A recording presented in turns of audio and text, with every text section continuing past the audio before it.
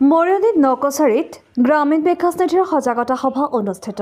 অসম গ্ৰামীণ বিকাশ নিধি নামৰ এনজিঅ'টোৱে শনিবাৰে 15 নং মধ্য নকছাৰী গাঁও পঞ্চায়তৰ প্ৰেক্ষাগৃহত এখন সজাগতা সভা অনুষ্ঠিত কৰে। পূব যোৰহাট ব্লকৰ অধীনত নাৰী সবলীকৰণৰ ওপৰত অনুষ্ঠিত কৰা হৈছে এই community engagement and awareness programme আৰু এই এনজিঅ'টোৰ মই প্ৰগতি নামৰ আঁচনিখনৰ যোগেদি বহু মহিলা বীমা সখী নামেৰে কাম কৰি স্বাৱলম্বী হৈছে।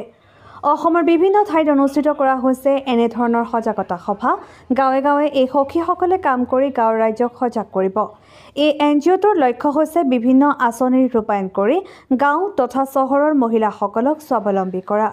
শনিবাৰে অনুষ্ঠিত কৰা ক্ষেত্ৰ সমন্বয়ক মুছলিহা শইকীয়াই আঁতধৰা এই সজাগতা সভাত উপস্থিত আছিল প্ৰগ্ৰেম মেনেজাৰ নয়নমণি ভূঞা, উজনি অসম ক্ষেত্ৰ প্ৰবন্ধক মুস্তাফা আহমেদ, CSCৰ জিলা প্ৰবন্ধক বিৰাজ কুমাৰ শৰ্মা। স্থানীয় বিশিষ্ট অতিথি হিচাপে উপস্থিত আছিল 15 নং মধ্য নকছাৰী গাঁও পঞ্চায়তৰ সভাপতি গিৰীশ দাস, সমাজকৰ্মী মনোজ চৌধুৰী, সমাজকৰ্মী হেম সন্ধিকৈ, নকছাৰী CSCৰ স্বত্বাধিকাৰ পলাশ গগৈ আৰু কেইবাজনো বিশিষ্ট অতিথি। শতাধিক মহিলাই অংশগ্ৰহণ কৰিছিল উক্ত সভাখনত। মহিলাসকল ইয়াৰ যোগেদি কেনেকৈ কাম কৰিব পাৰিব, কেনেকৈ উপকৃত হ'ব পাৰিব তাৰ ওপৰত সুন্দৰকৈ বক্তব্য প্ৰদান কৰে প্ৰগ্ৰেম মেনেজাৰজনে। বহু মহিলাই এই অনুষ্ঠানত কাম কৰি স্বাৱলম্বী হোৱাৰ উদাহৰণ দাঙি ধৰিছে। এই সন্দৰ্ভত সবিশেষ জানিবলৈ দিয়ে প্ৰগ্ৰেম মেনেজাৰ নয়নমণি ভূঞাই। মৰিয়নিৰ পৰা সূৰ্য দাসৰ ৰিপৰ্ট, NE এক্সপ্ৰেছ। ফাউণ্ডেশ্যন আৰু ৰাষ্ট্ৰীয় গ্ৰামীণ বিকাশ নিধি দুটা অৰ্গেনাইজেশ্যনে একচুৱেলি আমাৰ মই প্ৰগতি আঁচনিখন যিটো প্ৰজেক্ট অসমত গোটেই অসমত কৰি আছোঁ।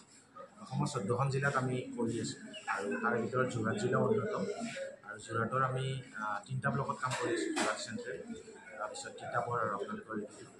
চ' ইয়াতে আমি প্ৰায় 100গৰাকী সখী বাইদেউৰ লগত কাম কৰি আছোঁ আৰু তেওঁলোকক আমাৰ যোনটো প্ৰজেক্টৰ যোনটো উদ্দেশ্য যে বিত্তীয় সাক্ষৰতাৰ মাধ্যমেৰে মহিলা সবলীকৰণ, তাৰে ওপৰত আমি সেই সখী বাইদেউখিনিক প্ৰথমে আমি ট্ৰেইনিং দিম আৰু সেই ট্ৰেইনিং লৈ তেওঁলোকে সফলভাৱে তেওঁলোকে গোটেইখিনি কথা শিকি বুজি লৈ অৰ্থনৈতিক দিশটো তেওঁলোকৰ গাঁওখনত আগুৱাই লৈ যাব। এইটোৱেই এই প্ৰজেক্টৰ মুখ্য উদ্দেশ্য। ইয়াৰ লগত বিভিন্ন ধৰণৰ ডিপাৰ্টমেণ্টে আমাক সহায় কৰি আছে, যেনেকুৱা আপোনাৰ ভাৰত চৰকাৰ, অসম চৰকাৰৰ যি কমন ছাৰ্ভিচ চেণ্টাৰ আছে, বেংক আছে, CSP আছে, তাৰ লগতে এতিয়া life insurance corporation of India তেওঁলোকৰ যিটো বীমা সখী স্কীম আহিছে তেওঁলোকো আহিছে। কৃষি ফাউণ্ডেশ্যন আৰু ৰাষ্ট্ৰীয় গ্ৰামীণ বিকাশ নিধি 2015 চনতেই পোনপ্ৰথমবাৰৰ বাবে অসমত কাম কৰিছে আৰু এইখন আঁচনিয়ে ৰাষ্ট্ৰপতি পুৰস্কাৰো পাইছে 2018-19 বৰ্ষত। তেওঁলোকে দুবাৰকৈ ৰাষ্ট্ৰপতি পুৰস্কাৰ পাবলৈ সক্ষম হৈছে। চ' এই আঁচনিখনৰ যোগেদি মই ভাবোঁ যে আমাৰ যি অৰ্থনৈতিক যোনটো দিশ, এই দিশটো টনকিয়াল হ'ব এই গাঁৱৰ মানুহৰ আৰু তাৰ লগে লগে আমি অৰ্থনৈতিক দিশত আমি ভাৰতক আগুৱাই লৈ যাব পাৰিম বুলি আমিও আশাবাদী। আৰু আঁচনিখনৰো মই ভৱিষ্যত উজ্জ্বল কামনা কৰিছোঁ। লগতে সখী বাইদেউসকলে যাতে অৰ্থনৈতিক দিশটোত আগুৱাই লৈ যাব পাৰে, তেওঁলোকে যাতে নিজে স্বাৱলম্বী হ'ব পাৰে, সেইটোৱে আমাৰ প্ৰধান উদ্দেশ্য। বীমা সখীসকলে কি কৰিব? তেওঁলোকৰ আমাৰ যোনটো বিত্তমন্ত্ৰী নিৰ্মলা সীতাৰমণ বাইদেৱে যিটো ঘোষণা কৰিছে যে প্ৰত্যেকখন গাঁৱতে এগৰাকী বীমা সখী থাকিব লাগে আৰু সেই বীমা সখীগৰাকীয়ে আপোনাৰ প্ৰত্যেকখন ঘৰৰ মানুহকে এটা হ'লেও যাতে ইঞ্চুৰেঞ্চ থাকে সেইটো নিশ্চিত কৰিব লাগে, যাতে এগৰাকী বাইদেউ বা এগৰাকী এটা সৰু বাচ্ছাই হওক তেওঁলোকৰ যাতে এটা বীমা থাকে, যাতে তেওঁলোকৰ ভৱিষ্যতটো সুৰক্ষিত হৈ থাকে, তেওঁলোকৰ যাতে অনাকাংক্ষিত দুৰ্ঘটনাৰ পৰা তেওঁলোকে যাতে হাত সাৰিব পাৰে, সেইটো উদ্দেশ্য আগত ৰাখি এই বীমা সখী স্কীমটো ভাৰত চৰকাৰে ওলাইছে। ইঞ্চুৰেঞ্চ বিনামূলীয়া হ'ব নেকি? নাই, এইটো ইঞ্চুৰেঞ্চ বিনামূলীয়া নহয়। যিহেতু প্ৰধানমন্ত্ৰী জীৱন জ্যোতি বীমা যোজনা, প্ৰধানমন্ত্ৰী সুৰক্ষা বীমা যোজনা এইবিলাক ভাৰত চৰকাৰে বহুত কম মূল্যত ৰাইজক দি আছে আৰু এই বীমা সখী আঁচনিখনৰ যিসকল ইঞ্চুৰেঞ্চ, সেইটো এটা মাইক্ৰ' ইঞ্চুৰেঞ্চ তেওঁলোকে নতুনকৈ ষ্টাৰ্ট কৰিছে। সেইটো একদম 50,000 টকাৰ পৰা তেওঁলোকে বীমা পাব।